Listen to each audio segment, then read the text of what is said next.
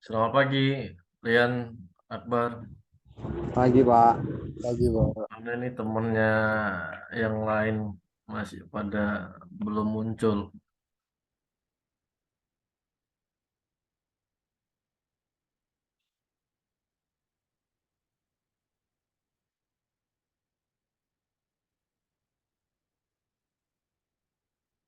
Nah, jadi mana nih posisi Rian?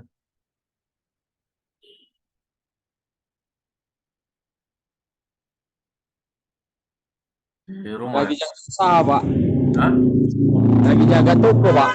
Di ke toko sambil kerja ya. Iya Pak. Oke. Di Akbar lagi di mana nih posisinya? Di rumah Pak. Di rumah.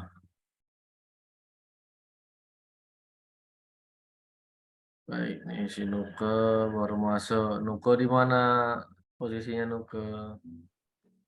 Di rumah, Pak. Di rumah.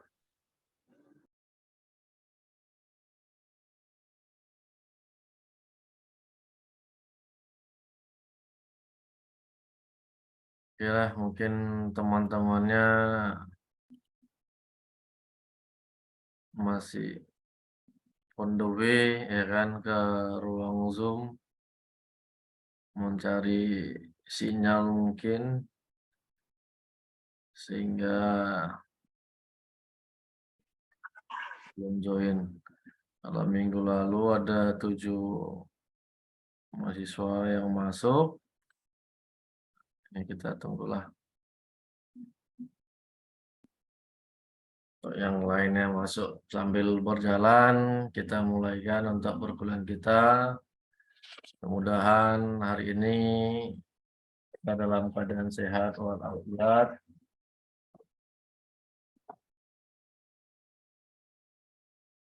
Walaupun cuaca masih tetap terjadi pancaroba, kadang panas, kadang hujan, dan hujannya pun nggak menentu. Nah, kalau dilihat hari ini cuacanya agak berawan.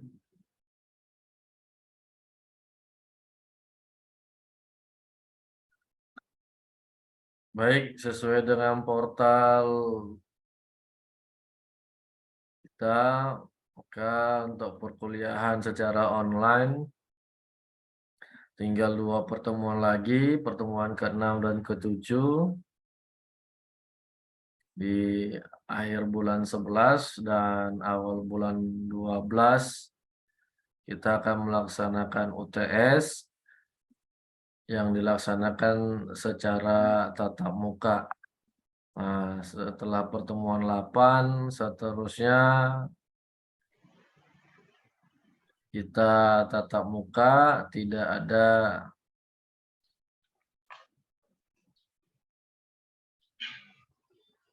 online lagi. Nah, mudah-mudahan yang hadir ketika tatap muka bisa seperti saat online.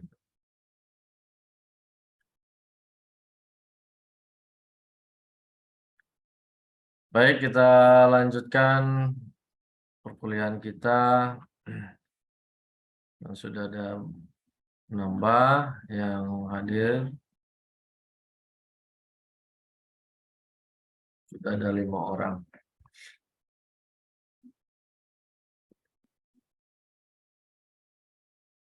Nah, sebelum kita melanjutkan materi perkuliahan kita tentang asas-asas dalam penyelenggaraan negara, pemerintahan daerah, kita review dulu untuk materi pertemuan yang sebelumnya sebagai bahan untuk mengingatkan saudara kan gitu. Karena ingat kaji karena diulang, nah, lupa kaji karena dibiarkan kan gitu ya. Nah, pada pertemuan sebelumnya kita telah membahas mengenai sejarah daripada pemerintahan daerah.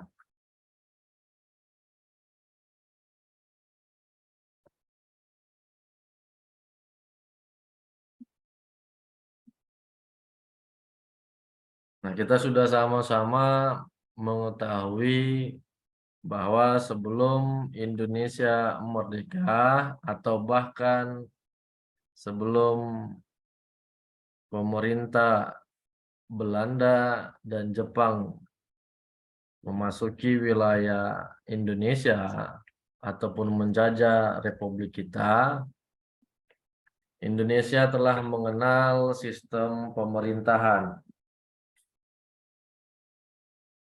terutama mengenal adanya aturan hukum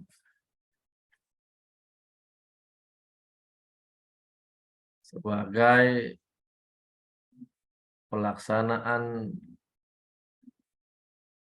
fungsi pemerintahan pada masa itu.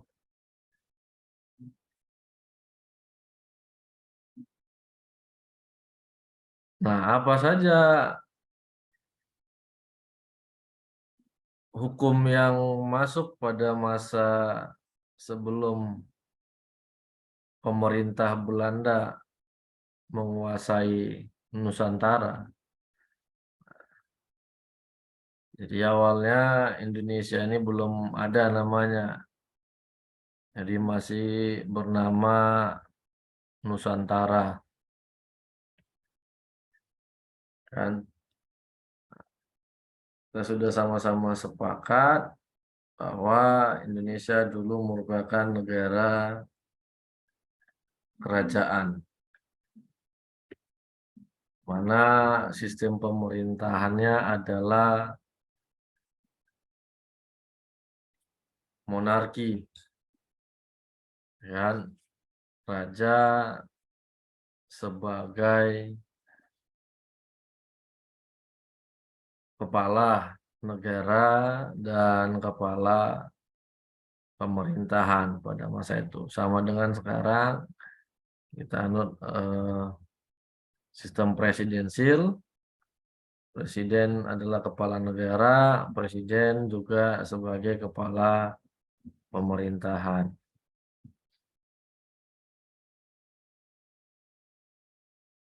Nah, apa yang disampaikan ataupun apa yang menjadi fatwa ataupun ucapan dari raja adalah hukum, yang merupakan peraturan yang harus dilaksanakan oleh masyarakat yang ada di daerah tersebut. Jadi kita masih seperti eh, provinsi. Nah, namun setiap provinsi itu merupakan eh, negara, negara dalam arti yang sempit, gitu. Karena kita sudah mengenal sistem pemerintahan pada masa kerajaan. Ada kerajaan yang terbesar sesuai dengan sejarah adalah Mataram dan Kerajaan Sriwijaya dan Kerajaan Majapahit. Nah, yang berkuasa ratusan tahun di Nusantara.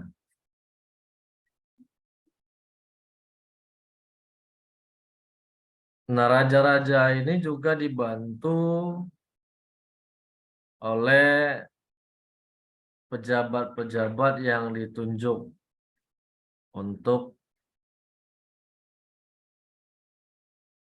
melaksanakan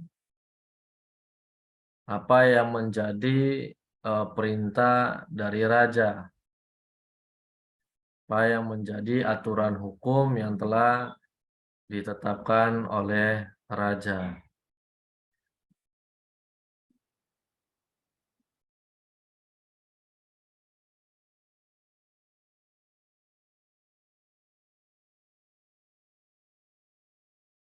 Nah, Seperti ada namanya disebut Tumenggung, ya kan? Ada kalau di Aceh misalnya ada Peci atau Tuan ada dan sebagainya.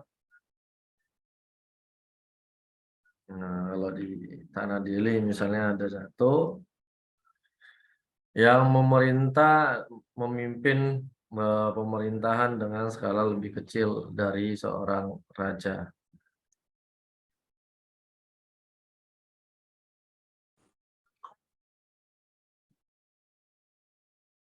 Nah, bagaimana raja memberikan kewenangan kepada pejabat yang di bawahnya itu untuk melakukan penyelenggaraan pemerintahan. Nah, kegiatan yang dilakukannya masih bersifat sentralistik dalam arti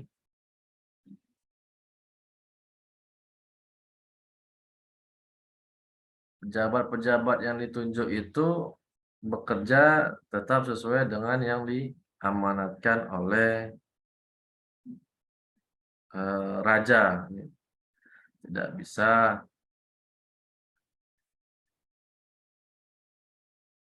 menentukan kebijakan. Akan tetapi ada sebagian pelimpahan kewenangan itu secara administrasi saja diberikan kepada seorang pemimpin daerah yang telah ditunjuk. Nah, inilah pelimpahan sebagian kewenangan pemerintah pusat kepada pemerintah daerah dalam penyelenggaraan pemerintahan. Salah satunya dengan sistem desentralisasi.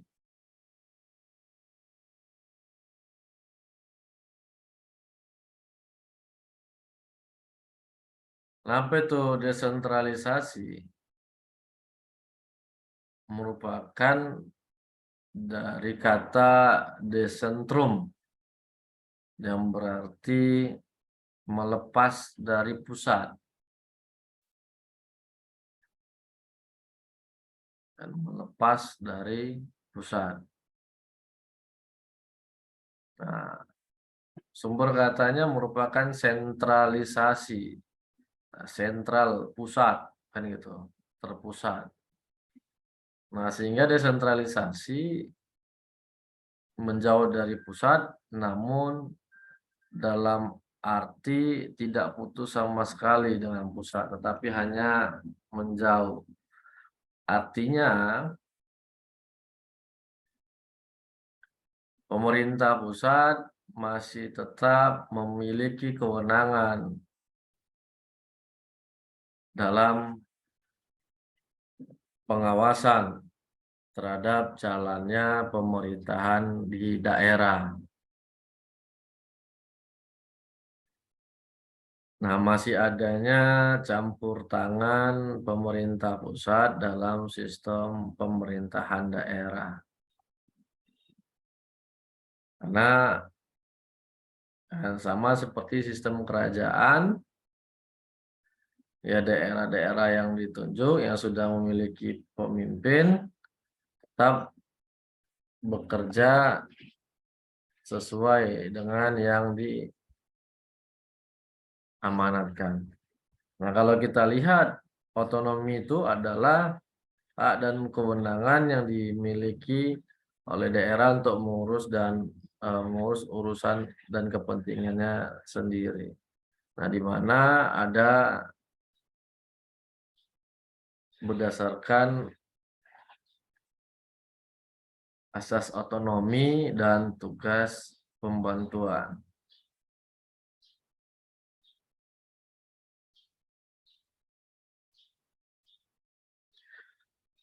Nah, seperti tadi yang saya katakan, pemberian kewenangan pemerintah pusat kepada pemerintah daerah berkaitan dengan aspek administrasi.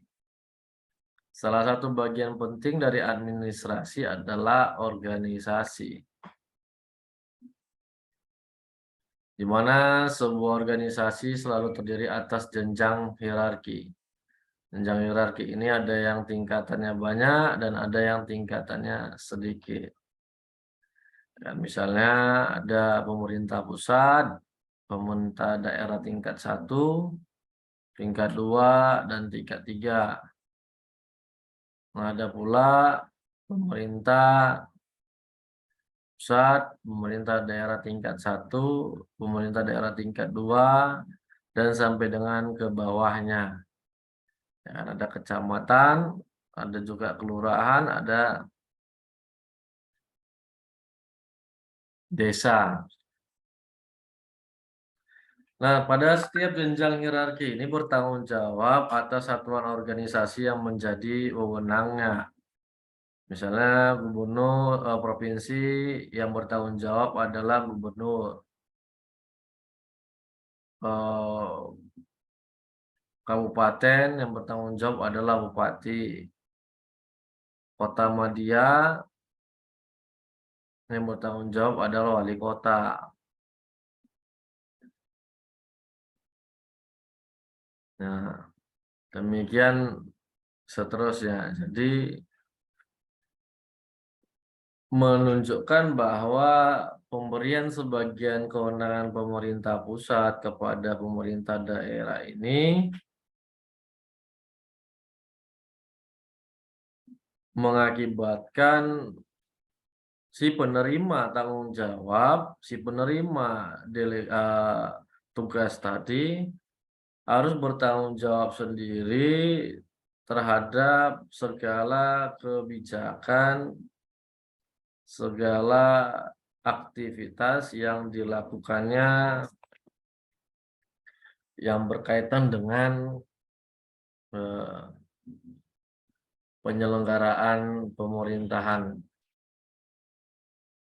Jadi apa yang dilakukan gubernur itu bukan menjadi tanggung jawabnya presiden.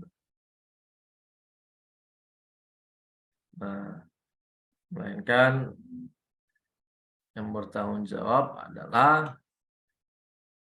si kepala daerahnya itu sendiri.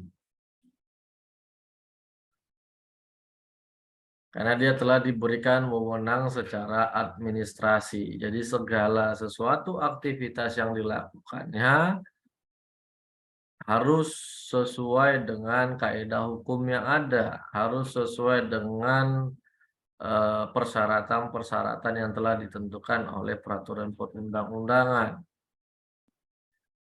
Nah, makanya setiap kepala daerah harus paham mengenai administrasi negara. Nah, karena ini berkaitan dengan mekanisme ataupun prosedur dalam bertindak. Jangan sampai ada salah satu prosedur yang tidak dijalani, kan gitu. Nah, yang tidak menjadi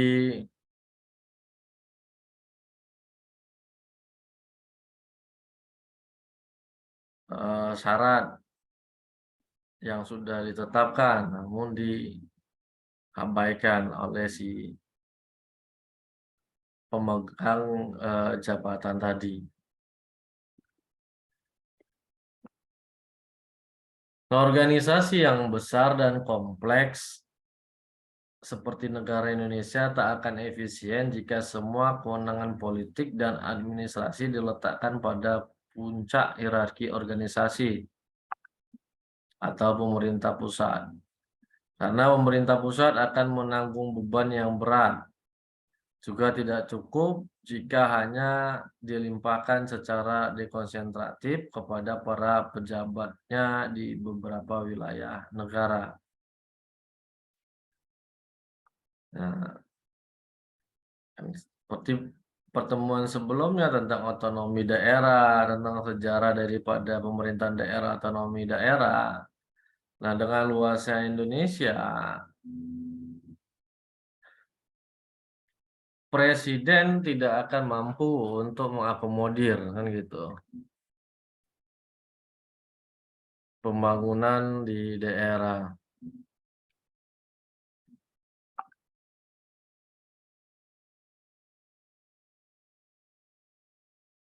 Nah, mengapa ya kan apa sebenarnya tujuan ya kan daripada otonomi daerah itu diberikan sehingga ada pernyataan bahwa pemerintah pusat tidak mungkin dapat ya kan menanggung seluruhnya, akan menjadi tanggung jawab yang berat bagi eh, daerah tersebut. Nah, apakah ada yang masih ingat materi pertemuan minggu lalu? Apa yang menjadi tujuan dari otonomi daerah?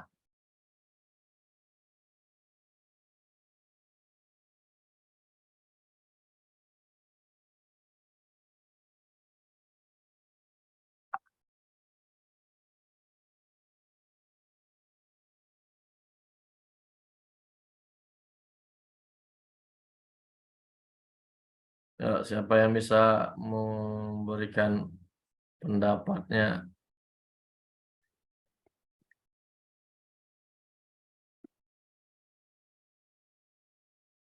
Apa yang menjadi tujuannya? Kenapa ada pernyataan kan? Seperti negara Indonesia tidak akan efisien jika semua kewenangan diletakkan pada puncak hierarki organisasi atau pemerintah pusat. Sehingga diperlukannya otonomi daerah dengan kewenangan desentralisasi tadi.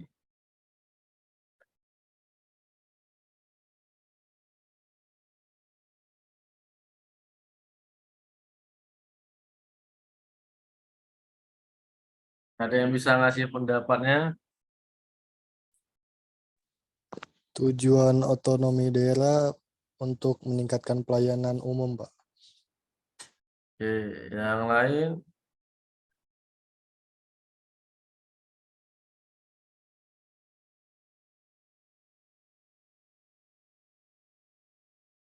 Hanya Akbar yang ngasih pendapatnya.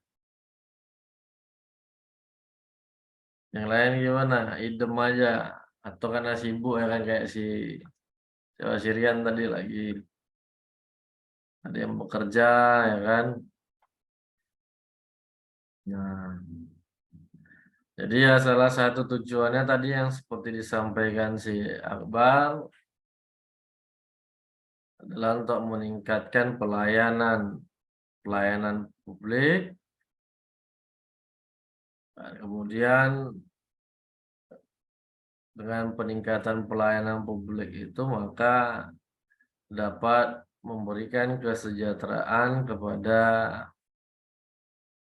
masyarakat. Nah, karena masyarakat itu yang mengetahui apa yang terbaik untuk daerahnya,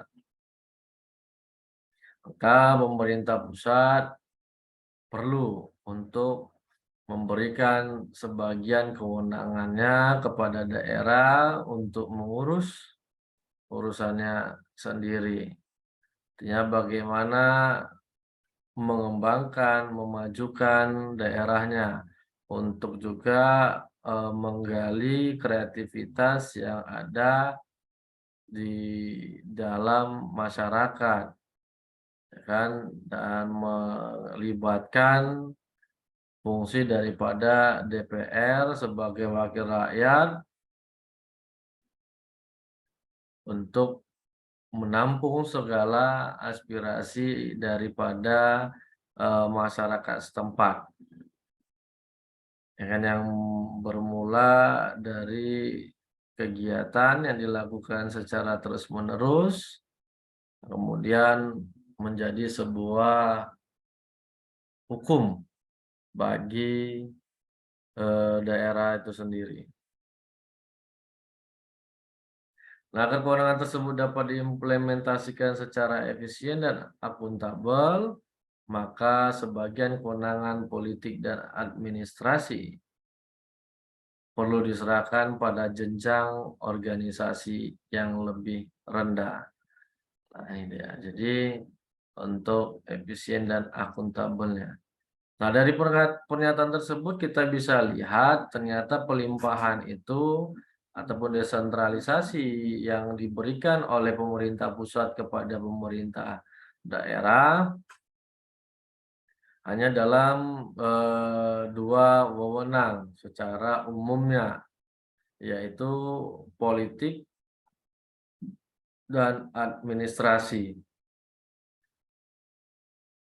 Nah, politik diartikan ya kan dalam membuat kebijakan-kebijakan yang bermanfaat bagi kepastian hukum. Nah, bisa kita artikan kebijakan ini adalah peraturan perundang-undangan. Seperti yang saya sampaikan di pertemuan-pertemuan sebelumnya, bahwa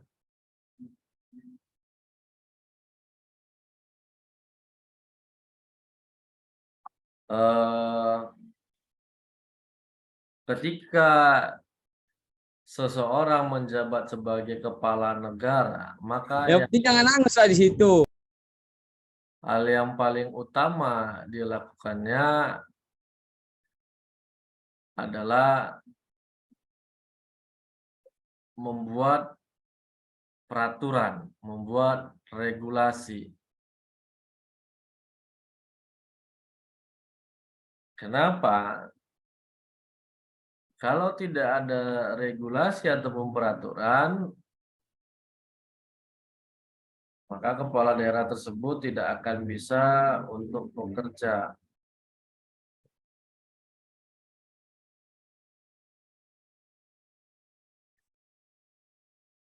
Dengan bekerja memenuhi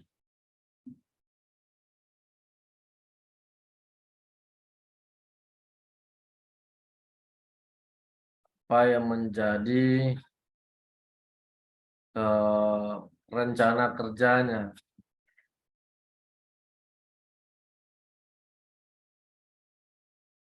Tanpa adanya kebijakan-kebijakan yang secara tertulis, masyarakat sulit untuk mengikuti apa yang diinginkan oleh si kepala daerah. Nah, sedangkan administrasinya adalah implementasi tadi seperti yang saya katakan, bagaimana memberikan pelayanan tadi, membuat kebijakan tadi sesuai dengan sistematika yang ada.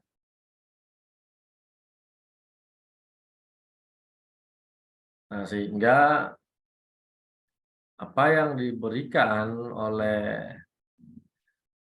dilaksanakan oleh kepala daerah atau pemerintah daerah terhindar dari penyelewengan ataupun kesewenang-wenangan kepala daerah dalam bertindak. Nah, makanya secara administrasi tanggung jawab itu diserahkan kepada kepala daerahnya. Karena dianggap kepala daerah itu sudah paham bagaimana penyelenggaraan administrasi negara. Nah, makanya seharusnya negara kepala daerah ketika menjabat posisinya dia harus dilatih dulu leadershipnya oleh lembaga administrasi negara. Ya kan? Karena LAN inilah yang berfungsi untuk meningkatkan SDM. Ya kan? Nah, sumber daya manusia, lembaga administrasi negara. Nah, oleh karena jenjang hierarki yang lebih rendah tersebut diserahi wewenang penuh baik politik maupun administrasi, maka pada jenjang organisasi yang diberikan penyerahan wewenang tersebut timbul otonomi. Lahirnya otonomi. Jadi administrasinya kan gitu. Mekanisme penyelenggaraan otonomi adalah melalui desentralisasi. Nah, kan seperti yang sudah kita pahami, otonomi diartikan sebagai kebebasan masyarakat yang tinggal di daerah yang bersangkutan untuk mengatur dan mengurus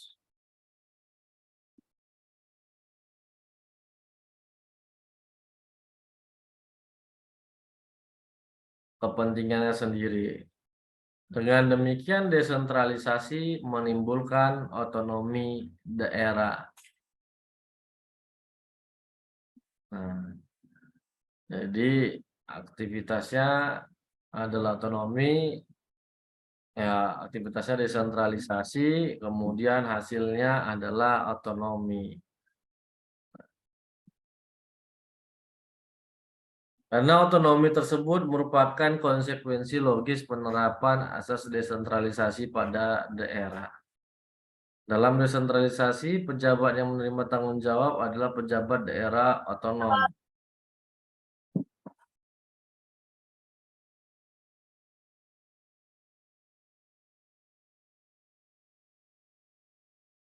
Pejabat daerah otonom adalah pejabat yang ditentukan sendiri oleh masyarakat sebagai kesatuan masyarakat hukum yang bersangkutan. Nah, inilah pejabat daerah otonom ini dipilih secara langsung oleh masyarakat, yakni melalui pemilihan umum. Kan itu dia. Jadi dengan adanya akuntabel, transparansi, maka di daerah tersebut kan lebih berkembang. Dan bayangkan ketika ini pemerintah pusat harus mengurus seluruh yang ada di bawahnya. Nah, inilah yang akan mengalami ketimpangan, ketidaksetaraan dalam bertindak pemerintah pusatnya, ya kan? Nah, misalnya pemerintah pusat langsung kepada yang bawah, nah yang di atas ini akan keberatan. Nah, kami kok diabaikan gitu. Nah, kenapa turun ke bawah langsung? Nah, maka presiden, ya kan, maaf, pemerintah pusat memberikanlah kewenangan ke masing-masingnya. Nah, sehingga tidak ada paradigma yang mengatakan ya kan tidak ada kesetaraan di dalam penyelenggaraan pemerintahan. Karena masing-masing daerah berwenang untuk membuat kebijakan ya kan, politik dan berwenang untuk melaksanakan administrasi negara yang dulunya dihandle oleh pemerintah pusat, sekarang dihandle oleh pemerintah daerah. Nah, seperti itu. Kenapa dianggap kepala daerah ataupun yang berwenang yang dipilih oleh masyarakat tadi telah memiliki kemampuan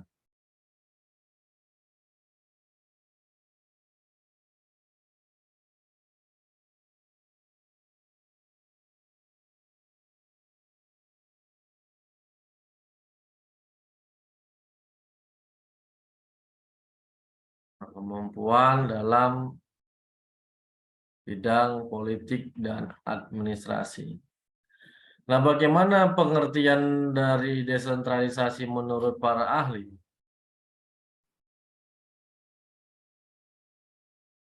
Saya mengangkat satu beberapa ahli. Yang pertama ada Henry Medic. Desentralisasi adalah penyerahan kekuasaan secara hukum untuk menangani bidang-bidang atau fungsi-fungsi tertentu kepada daerah otonom. Nah, apa tadi fungsi ataupun bidang-bidang tertentu? Yaitu politik dan administrasi.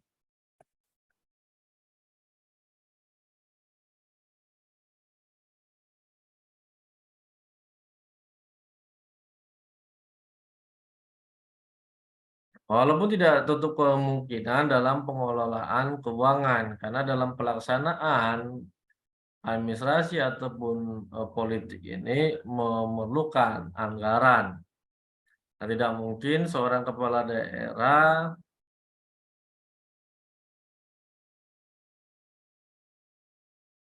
mengeluarkan dananya sendiri untuk penyelenggaraan pemerintahan. Dan justru orang bekerja pasti mendapatkan upah. Belum ada orang yang bekerja tujuannya tidak mendapatkan upah, kan gitu. Nah, demikian juga dalam pemerintahan daerah, kepala daerah tidak mungkin bisa mengerjakan sendiri. Jadi dia memerlukan orang-orang yang membantunya dalam penyelenggaraan pemerintahan. Nah, itu adalah tujuannya untuk meningkatkan pelayanan publik. Nah, dalam meningkatkan pelayanan publik ini maka diperlukan biaya yang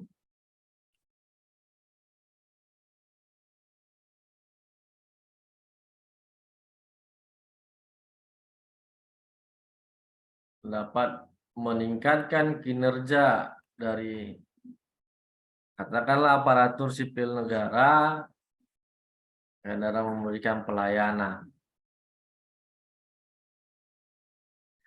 Nah, berbeda pendapat Rondinelli, Nellis, dan Kema. Mereka mengatakan bahwa desentralisasi merupakan penciptaan atau penguatan baik keuangan maupun hukum pada unit-unit pemerintahan subnasional yang penyelenggaraannya secara substansial berada di luar kontrol langsung pemerintah pusat.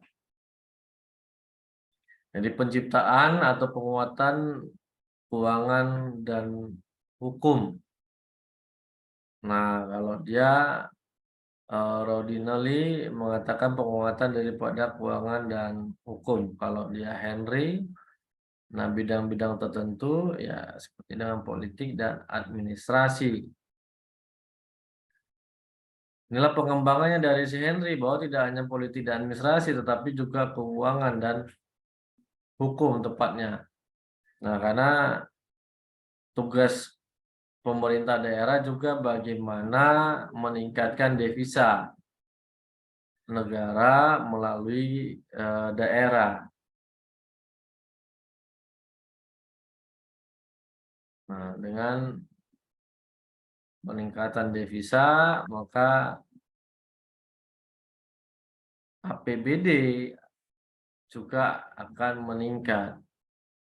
Nah, jadi keuangan negara, keuangan daerah ini diperoleh melalui APBN.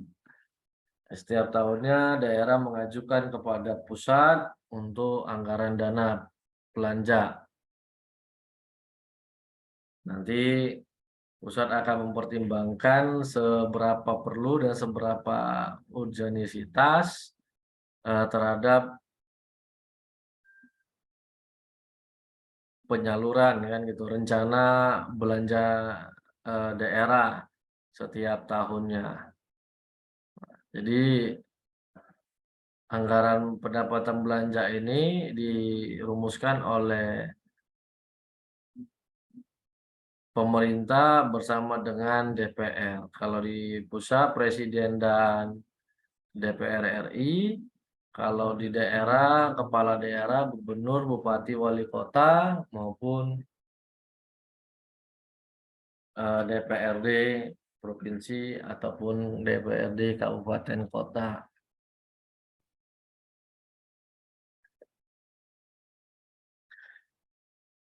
Nah, sedangkan Logeman menafsirkan ataupun membagi desentralisasi itu ke dalam dua jenis.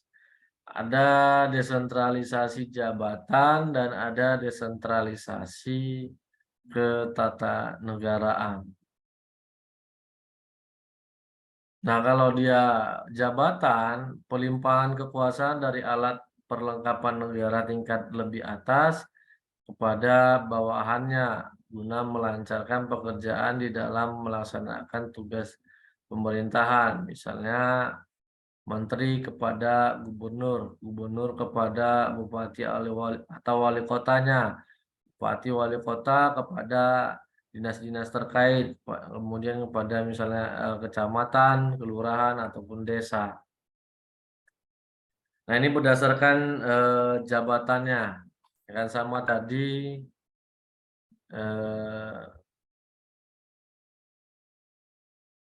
dalam sistem desentralisasi diartikan sebuah organisasi, ya kan. Nah, jadi pertanggungjawaban itu dibebankan kepada pemerintah daerahnya, kepala daerah tepatnya. Nah, jadi pejabat yang ditunjuk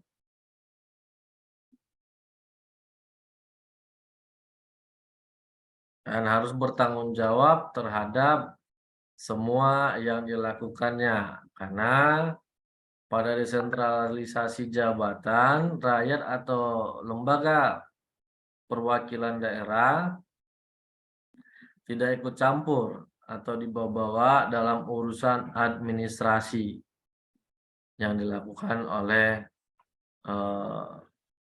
kepala daerah. Jadi bisa diartikan desentralisasi jabatan ini sama dengan wewenang administrasi.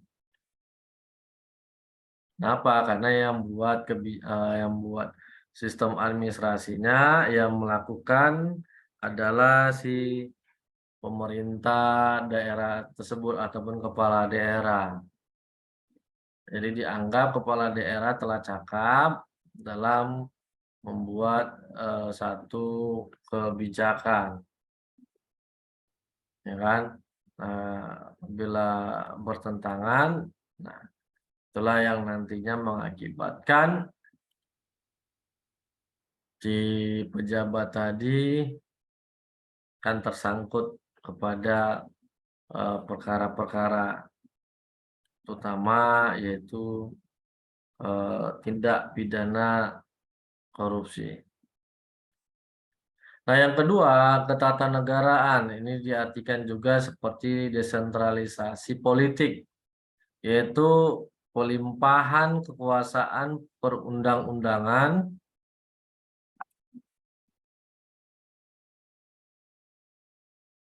dan pemerintahan atau regelende and besturende bevoorheid kepada daerah-daerah otonom di dalam lingkungannya. Jadi pelimpahan kekuasaan membuat undang-undang dan pemerintahan itu lembaga-lembaganya, misalnya dinas-dinas terkait.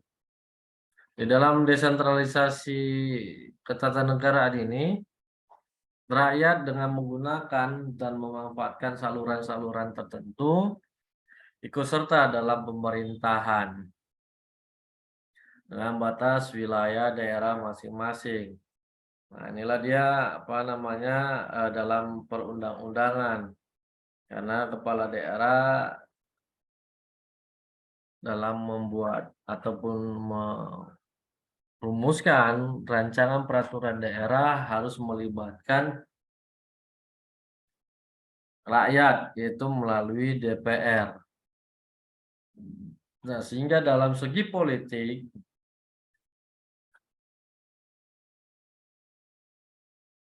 rakyat mengawasi, ya kan, tugas yang dilakukan oleh pemerintah daerah. Sedangkan dalam arti jabatan, nah rakyat tidak bercampur, tidak terlibat, gitu. Karena setiap kepala daerah, setiap kepala dinas dan sebagainya merupakan kuasa pengguna anggaran. Nah, jadi dalam setiap administrasi ataupun keuangan negara, kepala daerah ataupun pimpinan dari suatu instansi organisasi bertanggung jawablah terhadap penggunaan anggaran tersebut. Nah, mana pertanggungjawabannya secara pidana itu keluasannya lebih kurang selama 18 tahun. Nah, jadi dengan asas desentralisasi ini diharapkan tujuan daripada otonomi daerah, peningkatan pelayanan publik, kesejahteraan, kemudian pemberian demokrasi, ya kan, dan kesetaraan di antara daerah-daerah. Nah, dapat meningkatkan SDM yang paling utama. Dengan peningkatan SDM, maka sumber daya alam juga bisa dimanfaatkan untuk sebesar-besarnya kemakmuran masyarakat sesuai dengan amanat daripada pasal 33 kan gitu, Undang-Undang Dasar 1945. Itu seluruh yang ada yang terkandung di dalamnya digunakan sebesar-besarnya sebagai untuk pemanfaatan masyarakat. Nah, sampai di sini apakah ada yang mau kita diskusikan dulu? Sambil saya absen dulu ya. Ya, ada pertanyaan bisa ditanyakan. Abraham, Diki, Hadir, Pak. Ahmad, Adi Harja. Ada si Ahmad. Ada ya Akbar, ada Ya, Pak. Antor Sitorus. Biasa rajin dia nih. Ada nggak di layar? Si Antor. Nggak muncul. Nasrullah. Hadir, Pak. Lagi di mana nih Bang Nasrullah? Di rumah, Pak.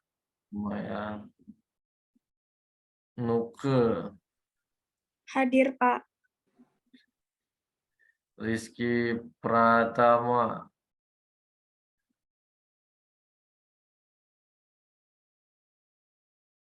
Rian Ardiansa, Hadir, Pak.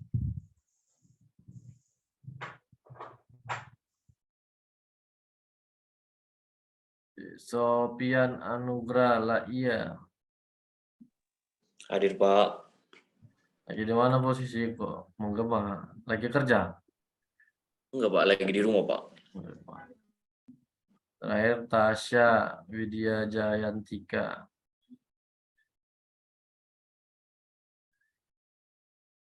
Mana nih Tasya? Lagi kerja. Tasya. Atau lagi tidur? Si Tasya ini.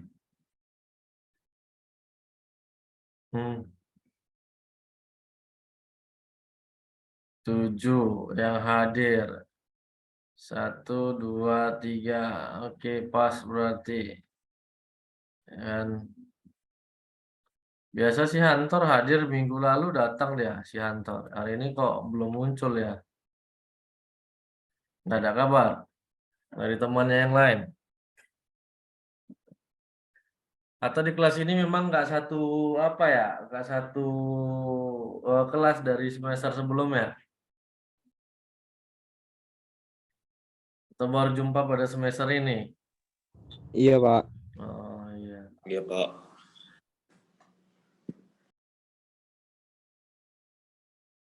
nah, itu kan. Ini Tasya dari absensi kalau saya lihat baru bergabung, baru pertemuan hari ini. Nah, mana nih Tasya? Iya, Pak. Maaf, Tidak. Pak. Saya dari kamar mandi, Pak. Oh iya. Kemana aja pertemuan sebelumnya? Iya, Pak. Kan kemarin KRS saya masih bermasalah, Pak. Jadi saya bingung gimana kelasnya. Oh gitu ya. Nggak ada masalah kan kalau memang di KRS atau di portal belum ada, kalau hadir nanti akan menjadi catatan sama saya kan, catatan ini hadir tinggal masuk aja karena memang ada juga yang informasinya seperti itu di portal nggak ada tapi dia milih lah masuk ke salah satu kelas kan gitu, salah satu WA grupnya. Nah ada juga dosennya yang mengabaikan kehadirannya. Nah, namun kalau saya kan nggak ada masalah itu, memang terkendala karena saya kan gitu sudah 4 pertemuan, ya kan nanti tidak memenuhi persyaratan, ya kan mempengaruhi eh, kehadirannya kan gitu. Tapi kalau dari pertemuan pertama saya lihat muncul nama eh, Tasya. Ada kan pertemuan yang lalu kalau nggak salah. Nah, Eh, kemarin kan Pak, saya kan portalnya masih bermasalah Pak, karena nunggu mata kuliah lagi Pak, kemarin kata Biro. Jadi saya bingung, kayak mana takutnya nanti pas saya udah masuk tiba-tiba KRS saya berubah lagi gitu dulu lagi Pak. ya. Oh, gitu. Tapi kan reguler kan, bukan pindahan kan? Iya Pak, bukan Pak. Hmm, ya sini hukum pagi. Kalau yang karyawan si Antor, Ahmad Adi, Nasrullah, Nuke, karyawan pagi, ini karyawan Sabtu, sama Sopian. Udah nggak masalah, yang penting eh, sudah nggak ada kendala lagi berarti untuk KRS ya. Iya Pak, sudah selesai semuanya Pak. Oke, baik. Baik, Terima kasih gimana? ya Pak. Oke, Tasya, ada yang ingin kita diskusikan?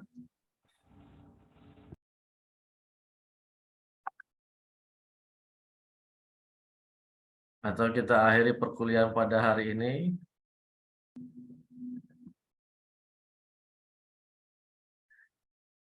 Karena kalau hanya dosennya aja ya kan berbicara, ini saya ngomong sama layar sendiri jadinya ya kan. Saya nggak tahu apakah saudara mendengarkan atau tidak. Nah, itulah di pertemuan ke-8 kita bertemu lagi di awal Desember.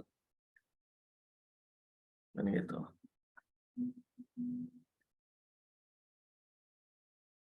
Baik, bagaimana kita akhiri perkuliahan kita pada hari ini?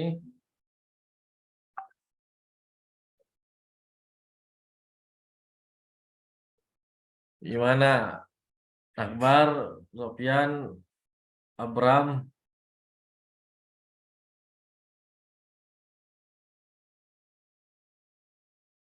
gimana untuk tugasnya? Apakah sudah ada pembagian kelompoknya?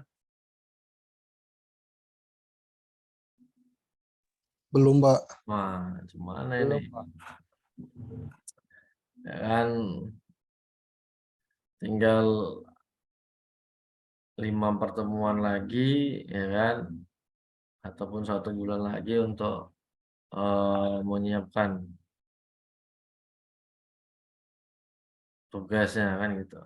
Apalagi si Tasya ini baru bergabung, jangan diabaikan, jangan dilupakan untuk diajak dalam mengerjakan tugasnya. Baik, saya Tugas rasa kelompok apa, Pak? Saya nggak nah, tahu, Pak. iya tugas kelompok makalah nanti silakan tanyakan ke teman-temannya atau nanti bisa melihat video rekaman yang sudah saya upload di e-learning. Nah, bagaimana mekanismenya jadi pertemuan ke-4 semalam ya, 4 atau 3, saya pun lupa. Nah, itu sudah ada untuk mekanisme dalam membuat tugasnya. Karena kesepakatan tugasnya dibuat kelompok, tidak individu. Jadi maksimal berapa ya? 2 atau 3, saya pun lupa berapa satu kelompok personilnya. Baik, kita padatin untuk perkuliahan hari ini, nanti minggu depan kita sambung kembali. Nah, sampai jumpa pada pertemuan dan frekuensi yang sama. Selamat beraktivitas yang sedang bekerja. Selamat bekerja yang sedang beristirahat. Jangan banyak-banyak istirahat, nanti badannya bisa sakit. Baik, terima kasih atas waktunya. Selamat pagi. Assalamualaikum warahmatullahi wabarakatuh. Waalaikumsalam. Waalaikumsalam. Waalaikumsalam, Pak. Waalaikumsalam.